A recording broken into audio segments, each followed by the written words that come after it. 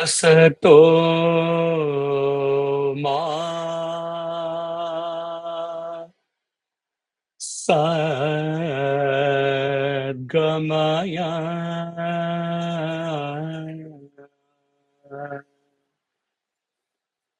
तमसो मा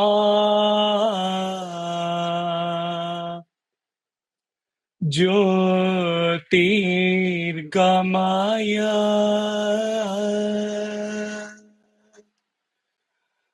मृत्योर्मा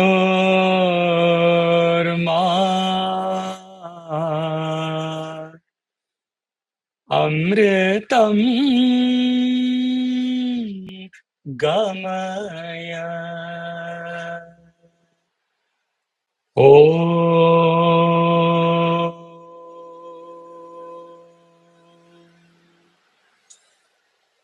शांति शांति शांति।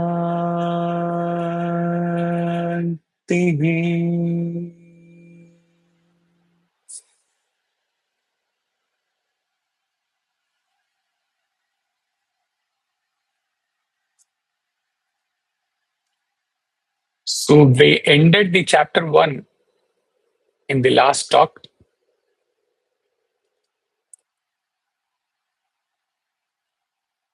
And we now move on to the second chapter. There are only 2 chapters. So maybe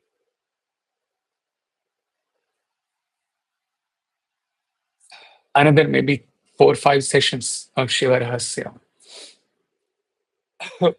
And that would be for the lifetime, 20 sessions. All these 20 sessions start where Upanishads end. They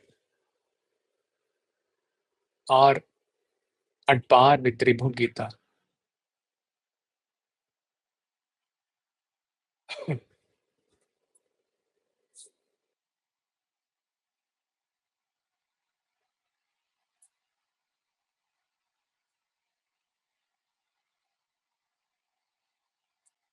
Verse 1.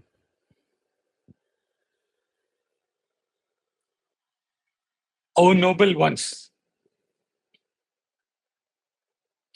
my revelation is a great secret, Maha Guhya, that is unknown to other gods, worshipped by men. For had they known it, it would have long been revealed unto them. Hear you, therefore, the secret truth that I teach and declare, and having heard it, meditate upon it in your heart, so that you may see that light. Verse 2. Time, matter, and soul originated from the Supreme. Now, since all objects of the world sprung from these 3, it follows that the world of objects is identical with the Supreme. So Shiva says, time, matter, spirit originated from the Supreme. And the entire macrocosm and microcosm, all the jivas, they are all but the creation emerged from time, matter, and spirit. Or spirit, if you want in the sequence, spirit, matter, and time. And then the 5 elements. And then so retracing back from the microcosm, we reach to the 5 elements, and then we reach to the time space. The first of the 5 elements, space and the time. And then Prakriti, matter, and then Purusha, spirit, and then beyond. So, since Father is a product of grandfather, and the grandchild, is the product of father. The origin, if we say the lineage or the family tree, like, so the origin starts from the grandfather. So everything is supreme. World of objects which you see is nothing but supreme, Shiva says.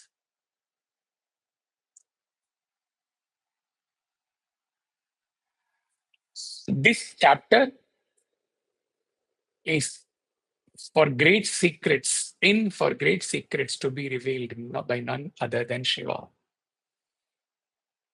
This can be grasped only when one has attained the supreme and is almost existing as that light. For others, world will be veiled or covered with Maya. We saw in one of the uh, old time talks, recent by Tattvam, we say that when we see Maya, we cannot see creation. Once having transcended Maya, as Shiva says, the world of objects is nothing but the supreme. Once having transcended Maya, the creation is no different from the supreme Purusha or Shiva, the light. Till the time you are in the bondage of Maya, you are bound by Maya, you cannot you cannot hope to understand anything out of Shiva Rahasya. The 14 talks may not be understood at all. Intelligently, one may understand and may know their head. Yeah, I know this, I know this, I know this, I know this. Here, knowing in Advaita Vedanta is existing as that, where all other knowledge are illumined by that chit, that jnana. Here, knowing is existing as that which illumines all other knowledge. With highest intellect, you can be at this realm of knowledge. Even Shiva Rahasya as knowledge, even Upanishads as knowledge. You cannot transcend this and reach and exist as that which illumines Vidrishya Viveka.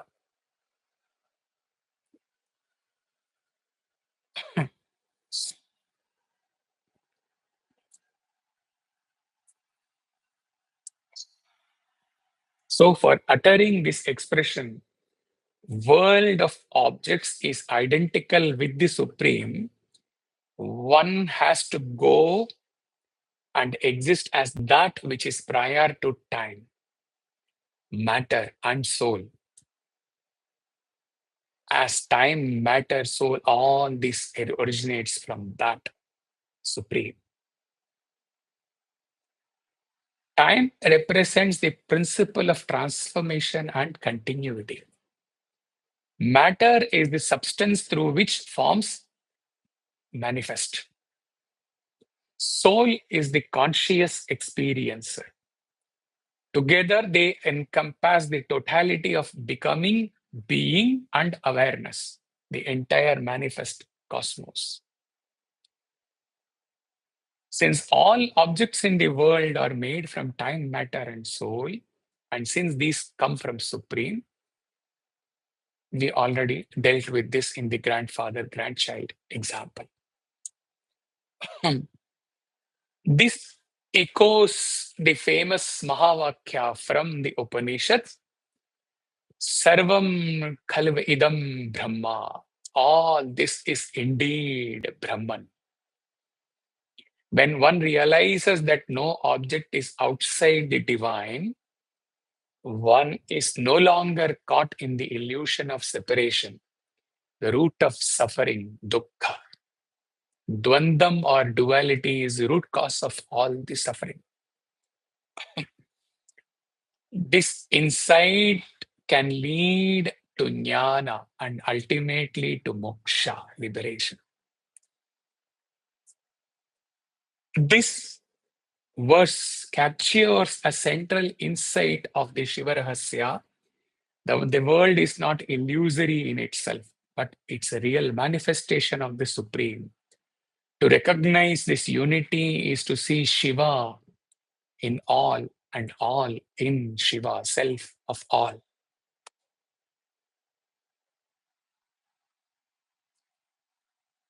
And about seeing all as Shiva, maybe 1,000 times he would have taught you, or 100 times, 200 times he would have taught you. One does not see Shiva in all if he verily exists as Shiva, the light. He exists as that light, supreme Purusha, and all others come and merrily swim and take that coolness of that from him, get attached. As long as we attempt to see God in all, we say, devotees say, I am seeing Swami in all. It is the mind. You don't see Swami in all. When you say that is good actually to begin with, not to be condemned. But when you see, I am seeing Swami in all, you are separate, Swami is separate, and others are separate. You are seeing Swami in all three separations. Whereas when you exist as Swami, full stop.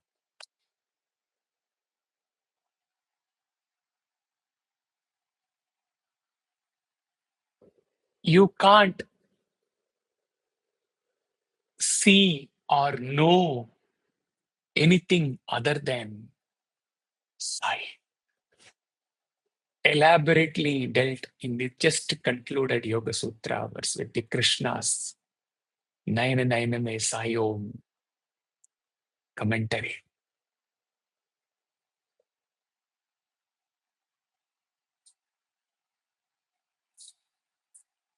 Third verse. The Supreme Reality has hands and feet on all sides, and eye and mouth and head on all sides. It has ears everywhere. It stands enveloping the world. It does not mean that Shiva has his hands and feet on all sides. His eye, mouth, head is on all sides. On the contrary, all hands, all feet, all eye, all mouth, head of all living, non-living beings are enveloped by that Shiva. Sahasra Shirasa Purusha, Sahasraksh Sahasrapat, Sabhumim Mishrato Vritva, Atyatishta Dashangulam. How, how many, a decade before, maybe 2000, he doesn't even remember when he taught Purusha Suktam verses 2. 2, 3 verses only he did. More in Tamil.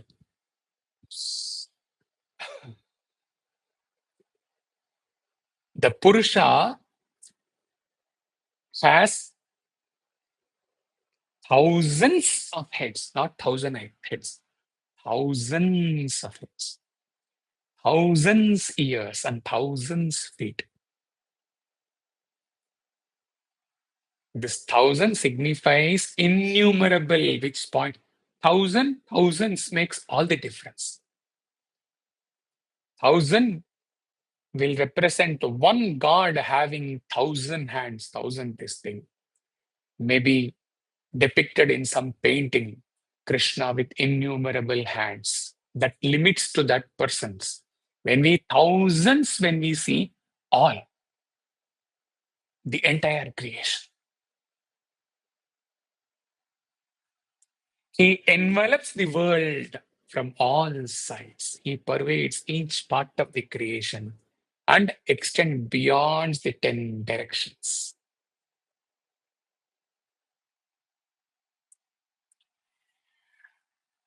This verse refers to Shiva as the all-pervasive supreme reality, not merely as deity and form, with form, but the formless consciousness underlying all existence. This Shiva is not confined to temple or images. He is everywhere, in everything, as everything. Hands and feet on all sides. All actions in the cosmos, movement, creation, sustenance are expressions of Shiva. Every hand that acts, every feet that moves is none other than his. Every being is a manifestation of that one reality. Shiva acts through all beings, whether they know it or not. An eye and mouth and head on all sides. Omniscience, eyes symbolize perception, mouths expression, heads intellect and awareness. Shiva is not a passive observer, but is actively perceiving, knowing, expressing himself through all forms. Beautiful. This is a poetic affirmation of omniscience. The divine sees and knows through every being. Eyes everywhere. Here, eyes is means spiritual insight. You are never unheard, never alone. Your innermost thoughts are within Shiva's field of knowing. He sees everything. It stands enveloping the world, both immanence and transcendence. The Supreme is not a distant or aloof. It envelops, pervades, and transcends the entire cosmos. The word stands suggests stability, the unchanging substratum of all change, the changeless amongst all changes. Shiva is the ground of being, the stillness behind the movement, the silence behind sound. Go back to pure canvas drawings. This verse offers a deeply integrated view of divinity, one that affirms both transcendent and immanent nature of Shiva. It invites seekers to realize that every action, thought, and sensation is happening within the Supreme and as the Supreme. It aligns beautifully with the Mahavakya, Sarvam Shivamaya.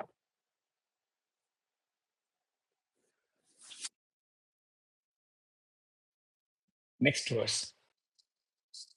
Though being endowed with the power of all senses, it has no sense organs. It is the ruler and supporter of all, support of all.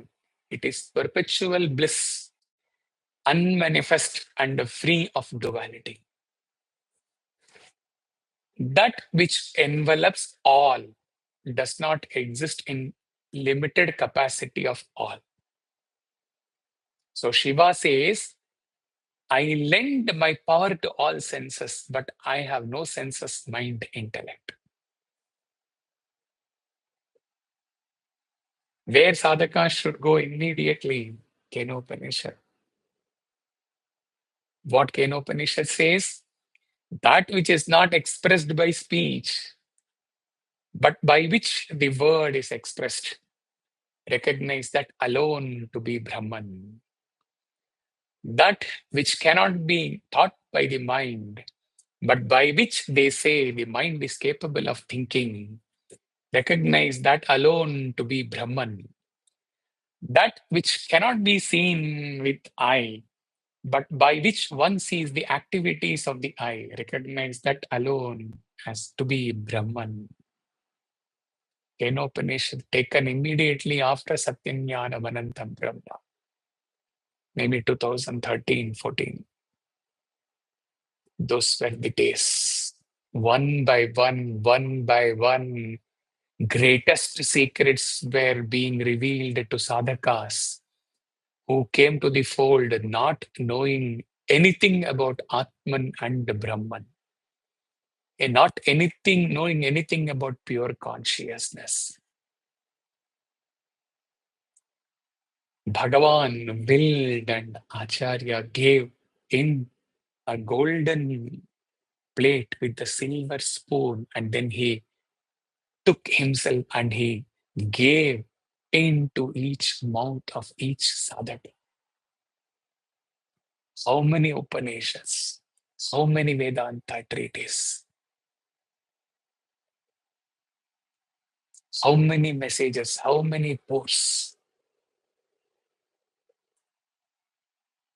It cannot happen in this Kali Yuga where both the Guru and Shishyas are in the Grihastha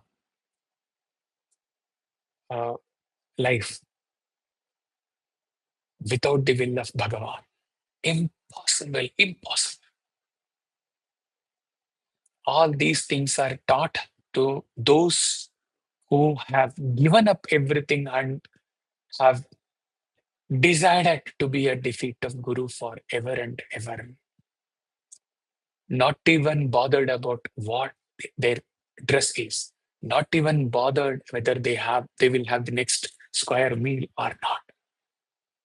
Only to those these secrets are revealed. Here, both the Guru and the Shishya, they are in bound by the samsara in the grahastha jivan. And still it happened. Bhagavan Sri Satya Sai Baba willed. Otherwise, impossible. Impossible means impossible. Couple of sessions would have been given. This momentum, this continuous sport.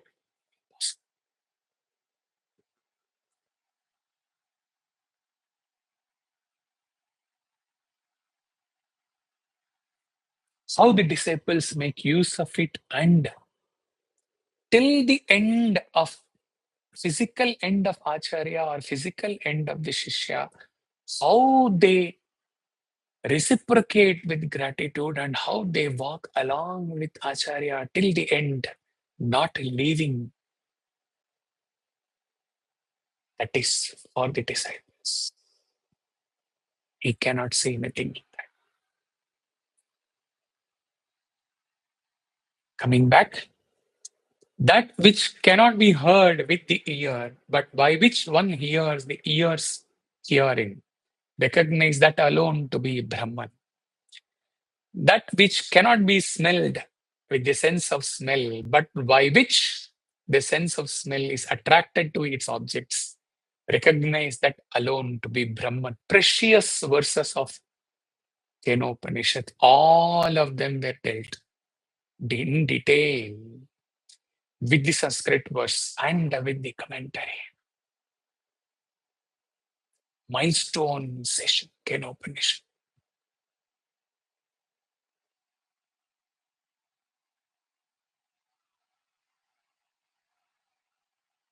While all Upanishads, major Upanishads are equally important, but if one in lifetime one has absorbed and taken in Isha, Kena, Katha, realization is not far for them. But it has to come through Sotriya Brahmanishta Guru, not intellectual study. And relentless Shravana Manana Nididhyasana by the disciple.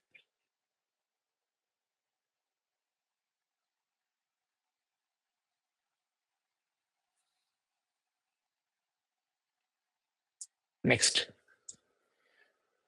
it is incomparable, unfathomable, and beyond all means of ordinary knowledge. It is devoid of all alternatives. It is free from appearances. It is the ultimate abode of all. It is the supreme deathless one. It is one with the universe, yet it exists separate on a higher level. It is eternally the same. It is devoid of material qualities. It is the highest light. It is perfect knowledge known to the wise. So many descriptions in one verse, each description being complete in itself. Incomparable, as described as time space originated from that. Obviously, prior to emergence of time, space, time, matter, and soul, with which we started today's session, second verse. Prior to emergence of time, matter, and soul, matter being the first in the three. Prior to that, what else would have existed with which Purusha can be compared? Incomparable.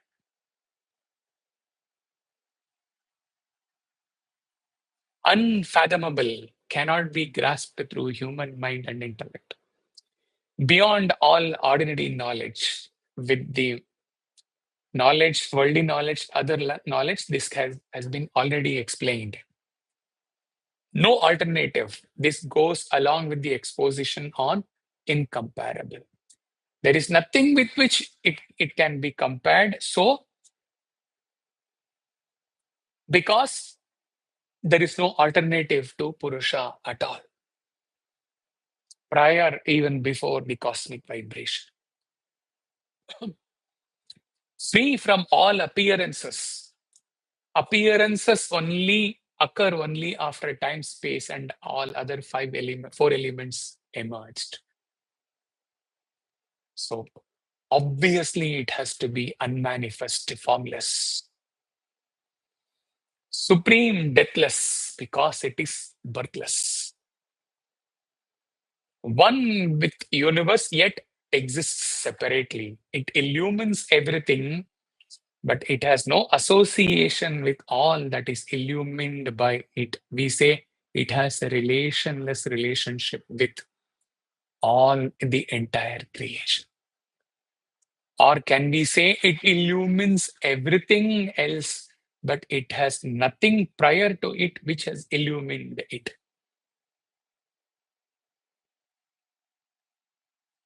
It is the highest light. Shiva Rahasya started with this revelation only. First, as Durvasa and others are praying, how Shiva emerges as unimaginable effulgence. And then how Shiva explains himself as that supernal light. This Rahasya started with that light.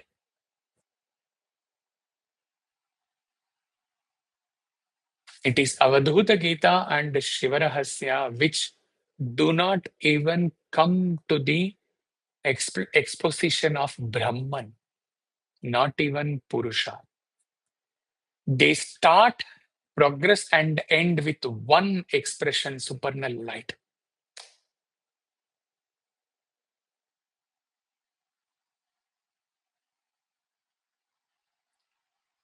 Because when one contemplates on that supernal light, okay, to begin with, or for few years or a decade or so, various imaginations of light is possible. Ultimately, when you are focused on this one principle, light, supernal light, light, then you yourself enter that light and you merge in that light and exist as that light, where all mind thoughts, all are Maharaj, Shivananda Maharaj has write meditation experiences, one booklet. He has cleared, don't know when we have to get enough time so when we can go beyond all these things and casually deal with that book, para by para.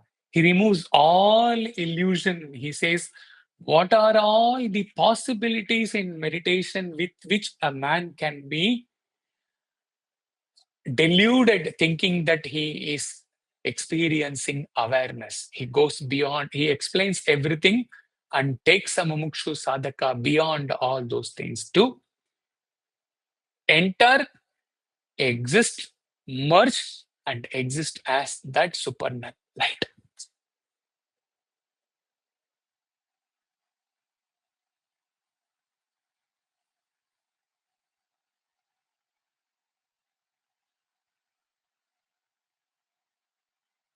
Go back to the Bhiwadi Por after getting from the Shiva temple. He says Shiva is worshipped as Linga because Linga, perhaps except for that little shape, it has no lakshanas.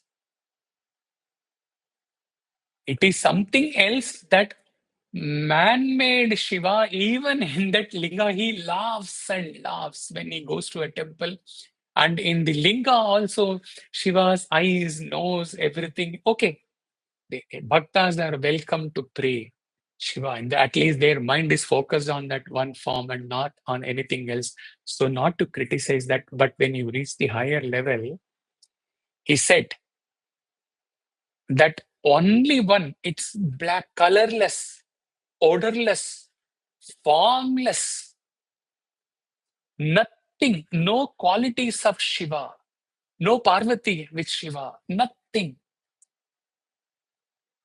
No Neelakanta Jatadhari Nandivahana, Alanetra, Paramapavana, nothing, only that linga. So meditate, meditate, meditate on that and instantly go beyond that form of linga and go beyond that black to that illumined consciousness. He said, exactly here, when you contemplate on that light, like that linga's form will be there, that shape will be there for some time. Some light here and there, some bright light and all cream, yellow, golden, all this may be there. But then ultimately, when you enter, like Krishna enters us in the Nayana Nayaname Pour, when you enter the light, you merge and exist as that light supreme. Neither Atman nor Brahman, song of I.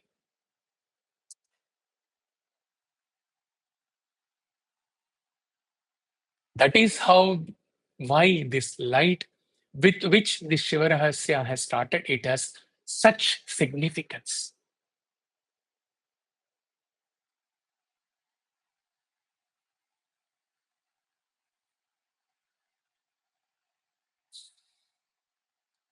Next verse.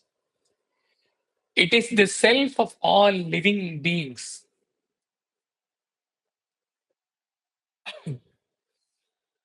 It is both within and without. It is beyond all.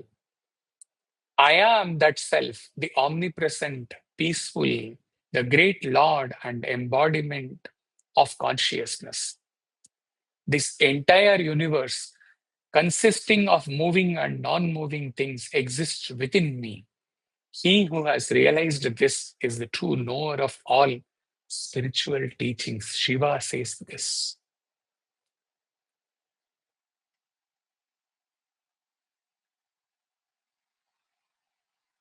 The entire universe, consisting of moving and non moving things, exists within me. Ishavasyamidam sarvam yatkincha jagatyam jagat.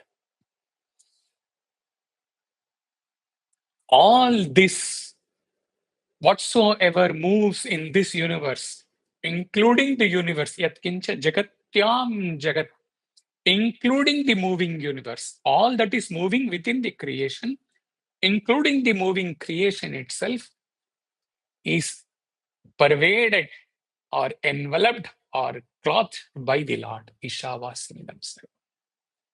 Living, non-living, moving, non-moving, all exists within that light, Shiva. Isha here is the light. That supreme light with which description of Shiva started from the very beginning. If we want to go into the description of this one verse, the entire Isha Upanishad session can be taken. But as it is, two or three of you are contemplating on the Shiva Rahasya, it is assumed that it is all those sessions are in the background. Like in the Kena Upanishad session, it flashes, nothing noted here, it flashes. Even when he utters this line, what he described the entire Kena Upanishad essence with your journey to Puttaparthi, with all the signposts.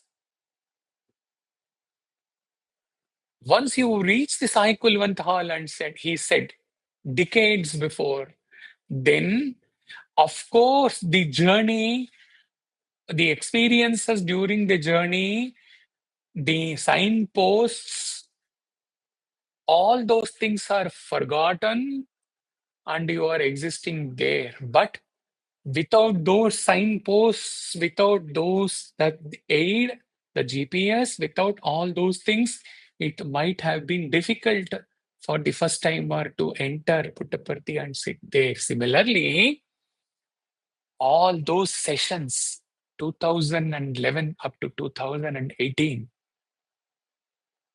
all those sessions, the essence, the Nividhyasanam, only those that grasp, the signpost might have gone. The knowledge of the signpost remains. So, 10th time when you go Puttaparthi, then you don't need to see, you don't need to switch on the GPS.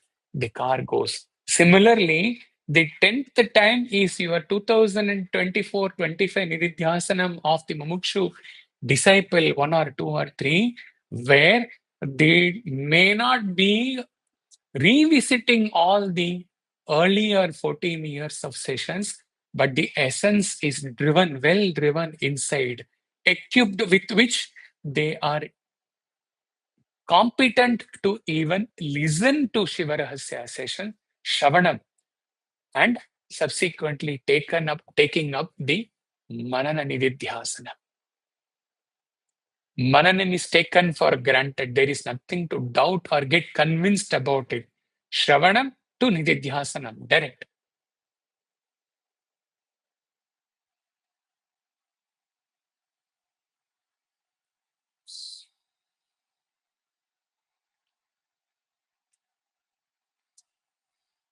Oh, you who are at peace. Reality or truth is eternally one, without a doubt.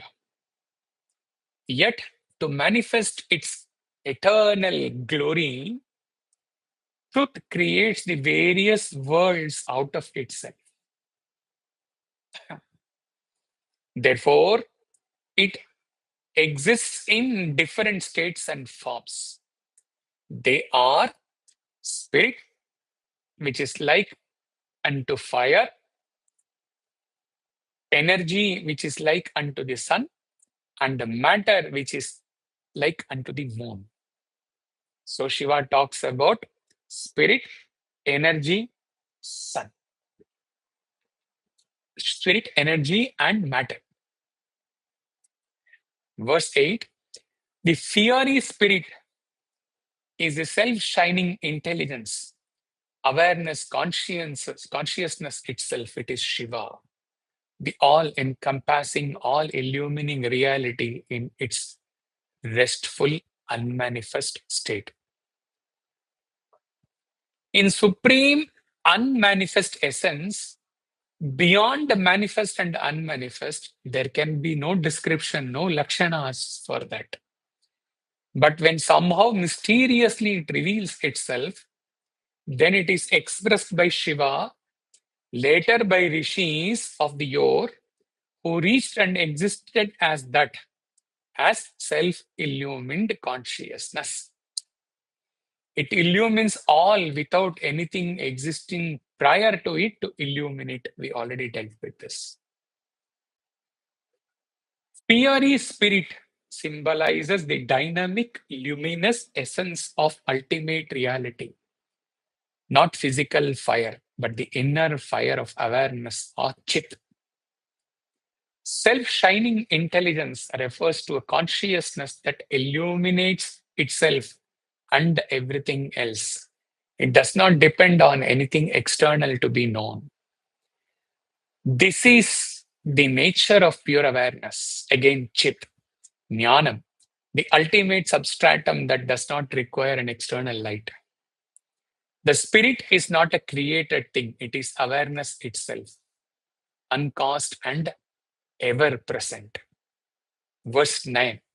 We will end with 9 and 10 today's satsang. The sun-like energy is the intelligent power that flows from the divine fire, even as rays flows from the sun. It is the power whereby spirit creates the worlds. It is the spirit in its active state of pure, flowing and free, creative intelligence, Chit Shakti.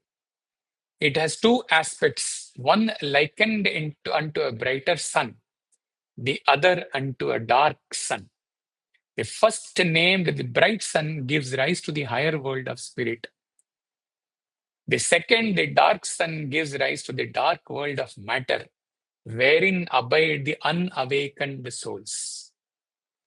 Embodied souls are endowed with the quality of both brightness and darkness, and therefore they work and they are endowed. Sometimes they are able to experience awareness bright, and sometimes they are not able to dark. So embodied beings contain both. Good and evil are always within a man.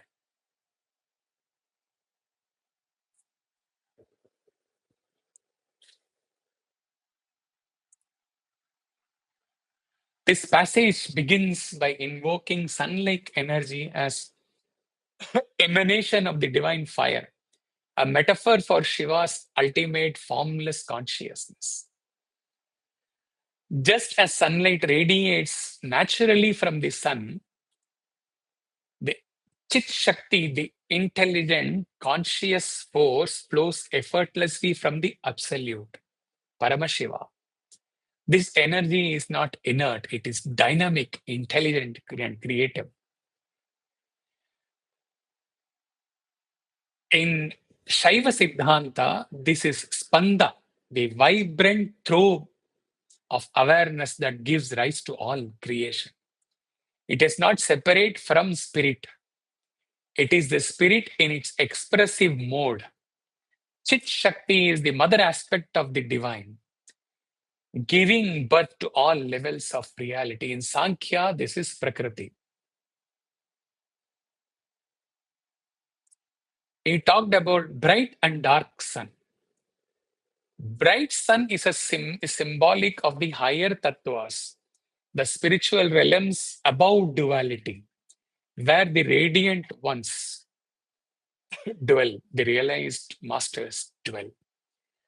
This is the realm of pure consciousness, where awareness remains undivided, untainted, and self-luminous.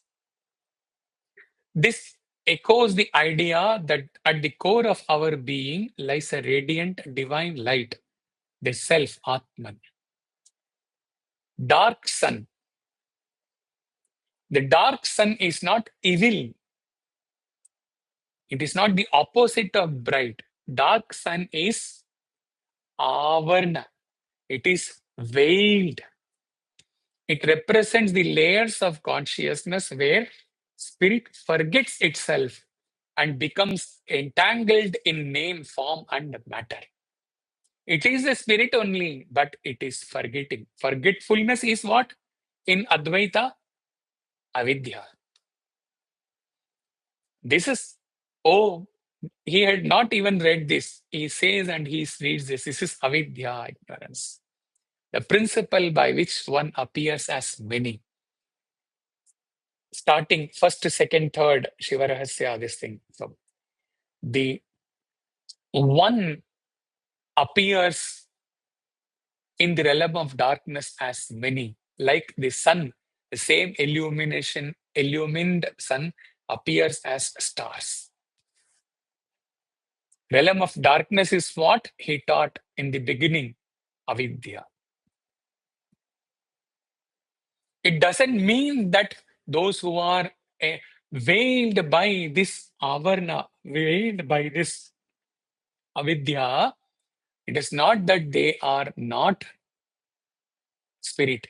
Everything is spirit. But there is forgetfulness of that spirit. That is the second exposition, dark sun.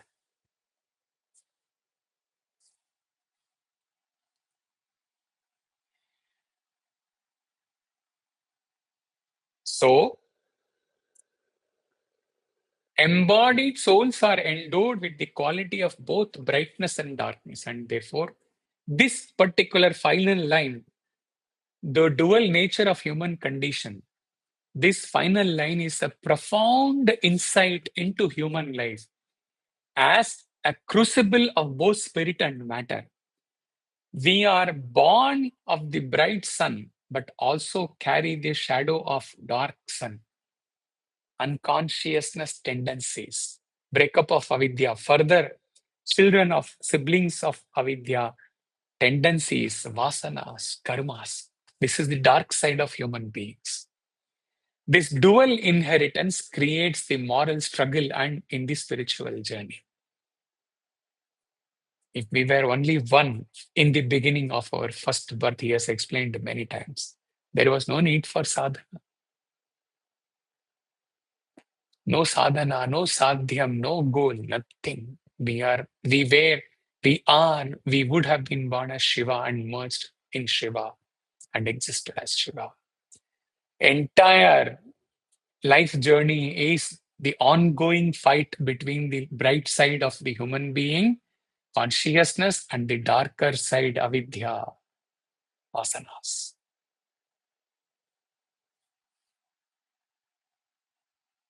How beautifully Shiva has explained this aspect. Nailed into a sadhaka's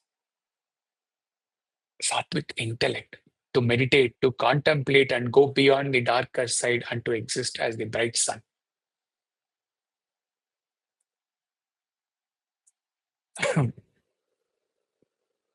So, in Shaivism, it is not about rejecting the world, but to transform and integrate it, to awaken within the body and the mind and recognize the sun behind both light and dark. Go beyond the light sun, go beyond the dark sun. Go beyond the manifest, go beyond the unmanifest. Go beyond the Purusha, go beyond the Prakriti. Go beyond the form, go beyond the formless, and exist as that silence.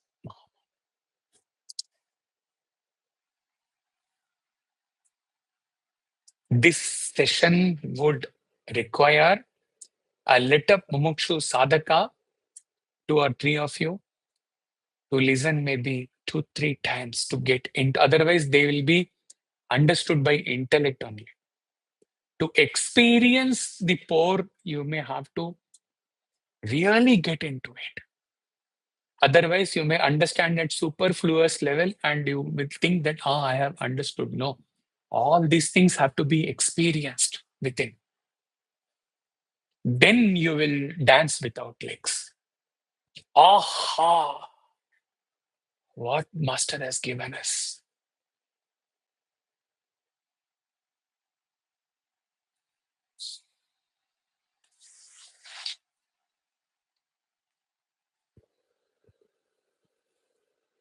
Last verse. Verily, the same sun-like intelligent power, having brought to pass the creation of the higher worlds, materializes or solidifies to various degrees, giving birth to the material world, from the astral down to the physical planes. As such, it is called matter. It is spirit in its materialized manifest state and is likened to the moon. Not easy. Verily, the same sun-like intelligent power. This refers to a divine or universal intelligence likened to the sun radiant, life giving and central to existence.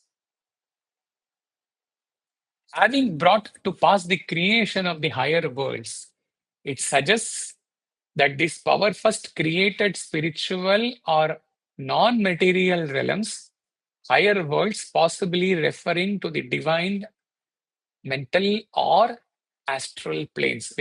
Don't worry, we will explain further. Materializes or solidifies to various objects, degrees. The power condenses or lowers its vibration, taking on denser forms, progressing from pure spirit to physical matter, giving birth to the material world from the astral down to the physical planes. It describes a descending hierarchy of reality. Go down to the Sankhya from their Purusha up to the Indriyas. Descending hierarchy.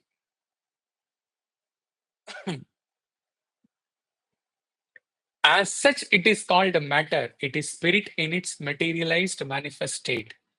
Matter is not separate from the spirit, but is spirit made visible or dense manifestation of the same universal source.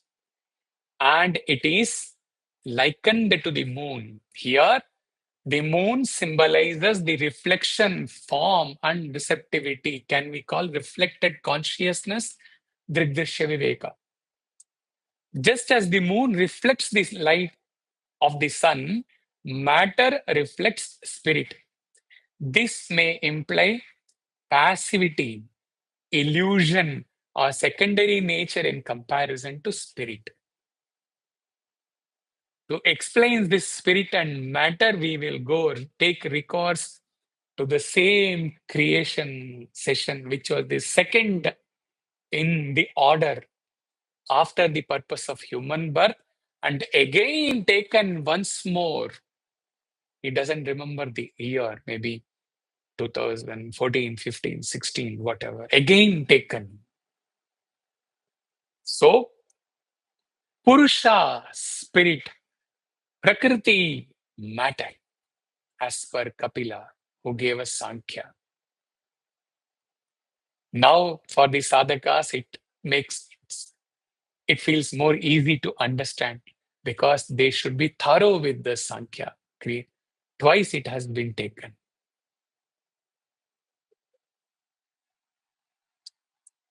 Purusha, consciousness. It is the observer, the witness, the self, or the soul. Passive. Purusha is considered inactive, not inactive at human level, inactive because it is unchanging, changeless. Simply observing the activities of Prakriti according to some interpretations. Purusha, eternal. It is not subject to birth and death, while Prakriti is.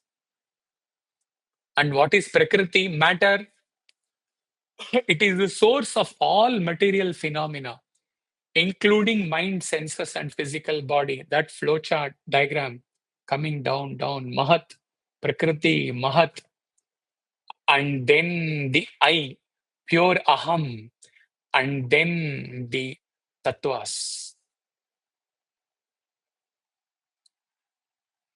and then the Jnanendriyas, and then the Karmendriyas.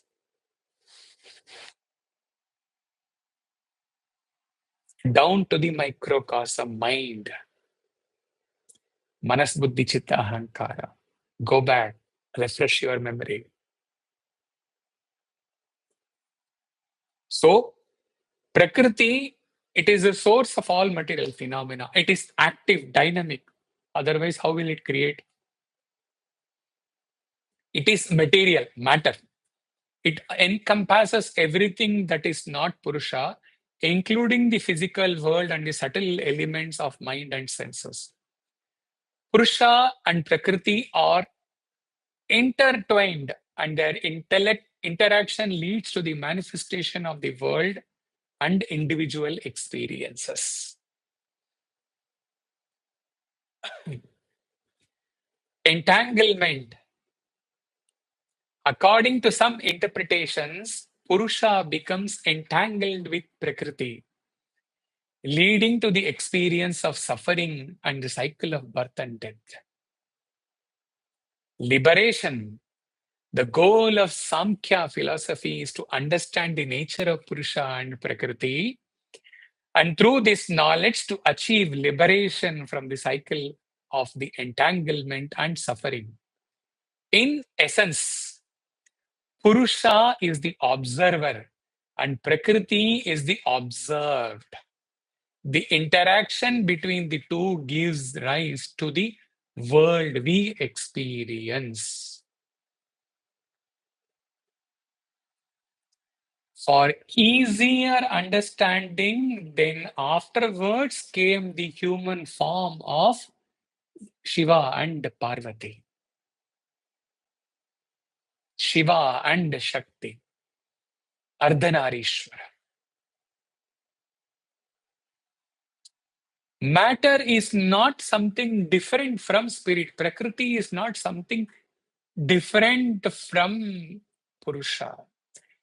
As though he explained in the creation session for the very first time, as though mysteriously, miraculously, Purusha projected itself, itself to Prakriti, active, Purusha in active nature is Prakriti. And all this drama came up, the projection, everything came up because of the still unresolved mystery of how creation, why God created, why He willed to create, somehow He willed. And having willed somehow, there has to be a process of creation. So, matters, spirit projected itself as matter, Purusha projected itself as Prakriti, which is the core of the 9th, 10th verse.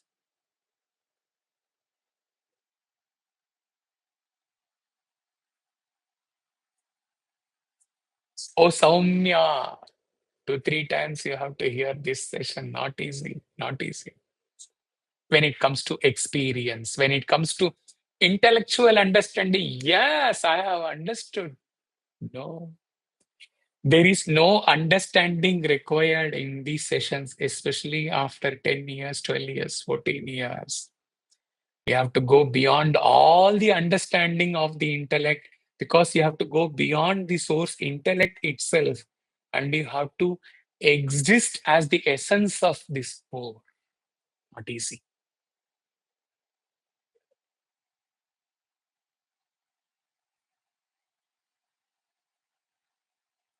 To the best, to the not, there is no best worst in sadhaka. He cannot differentiate.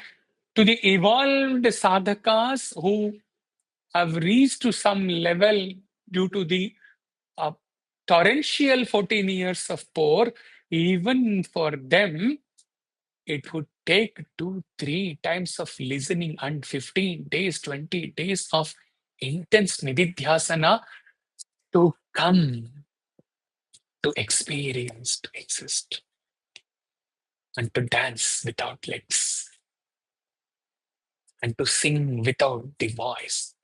What singing? The experience of this essence.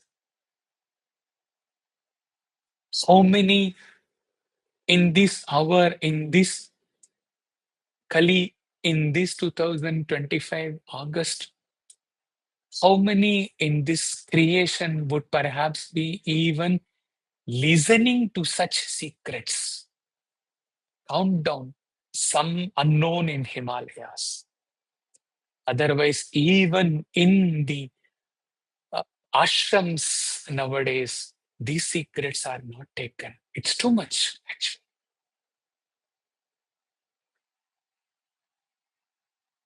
May we end this supernal light, supernal pour with the supernal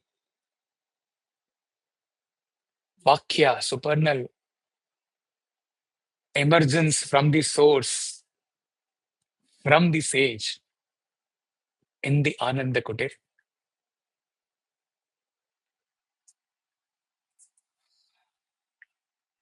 The sage, the source speaks through the sage. This whole universe is the body of God. This entire world is God or Virata Swarupa. This world is not a world of dead matter, but a living presence. This world is a manifestation of the spirit. The fundamental error of all ages is the belief that the spiritual world and the material world are separate. He explained this confusion in that Maya, when it is we come up with a very shocking statement that with your open eyes you cannot see the creation. You can be in Maya, or you can experience awareness. You cannot see both. When you open the eyes, you cannot see God in this creation. That is the confusion which the Brahma Rishi is talking about. As long as that veil, avarna of Maya, the dark side of the sun, dealt in the ninth verse, is there, this what the sage is roaring cannot happen. You cannot go beyond the differentiation between the spiritual world and the material world, the spirit and the matter, the Purusha and the Prakriti.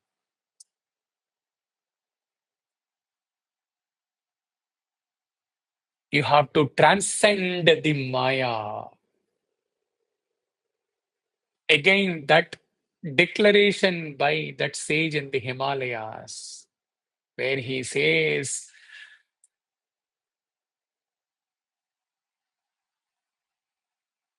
महाराज आप माया पे तर्क ना करें, आप माया को काटें, माया से आगे बढ़ें. For your whole life, you cannot remove Maya through arguments, through intellectual understanding, because it cannot be Maya and Avidya. Avidya, as he revealed in few sessions, it is difficult to explain from when it started existing. So he concluded that perhaps Avidya was never there. But having said that, we are gripped with Avidya. How can we say it was never there? So our whole life will be lost in debating or talking about how to cut this, rend asunder this Avidya or Maya. One sure short way given by Shiva Rahasya or all by rishis of yore who poured all the 108 Upanishads to us is that just in the Nididhyasana, go beyond Maya. Don't try to cut Maya. Don't try to kill Maya. Go beyond Maya. Transcend Maya.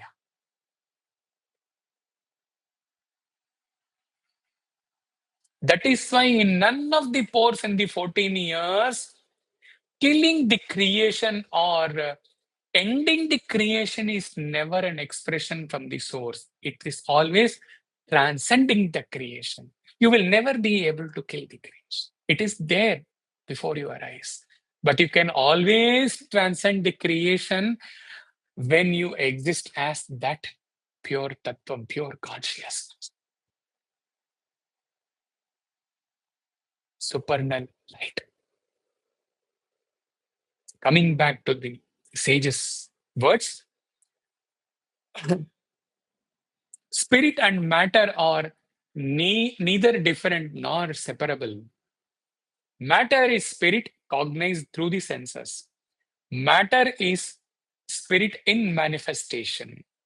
Matter is spirit in motion. Matter is the power of the Lord. Matter is dynamic aspect of the static, changeless. Static means not by your mind, that not that static, changeless Lord. The world is an expression of Brahman, the absolute. This world is a shadow of Brahman. It is an overflow of the bliss of Brahman. It is an emanation of God. This one single expression, even as he reads, goes through,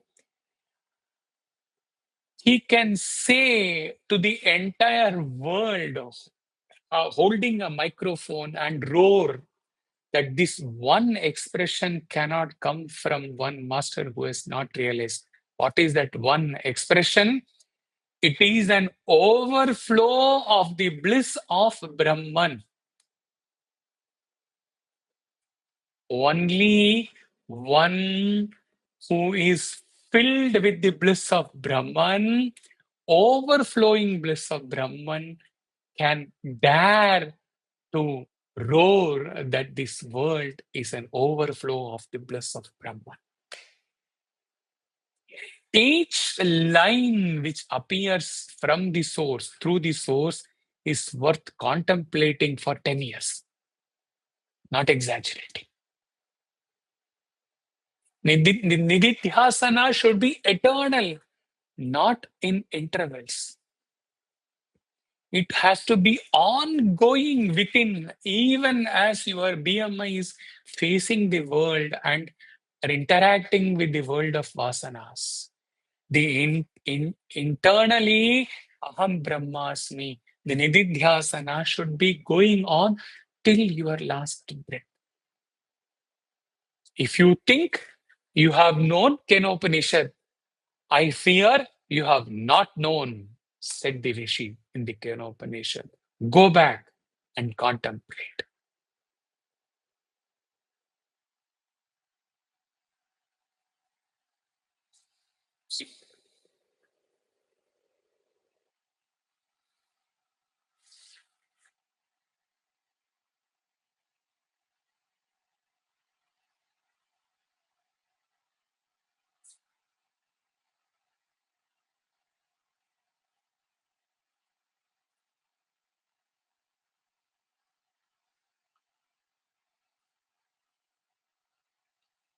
Hari Om Tat Sat.